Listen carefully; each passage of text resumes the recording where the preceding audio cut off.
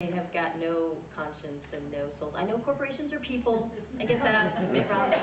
But you know, the gestalt of Lilly and Pfizer, and these guys are totally propagating all of this, and they're propagating the daily dose, and they're propagating putting people into boxes and diagnoses, and they create diagnoses because they've got a new medicine that treats them. You know, I love this. I'm like, oh, I didn't know that.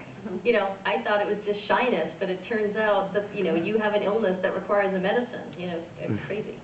There's something called excessive daytime sedation. If your patient's had EDS, we have a medicine for you. It's like, that's, you know, I didn't learn about EDS in med school, but turns out now that there's new vigil, there's an indication. So, you know, the people putting together the DSM, the rules about what the diagnoses are, they're not, you know, my friends and colleagues, I have to say. And there's been a lot of people sort of clamoring that they need to disclose, you know, who's funding them and what's going on. So, you know, yes, in a perfect world when everybody becomes enlightened, you know, and takes psychedelics and reads Eckhart Tolle and becomes a Buddhist, then we won't have, you know, a need for diagnoses.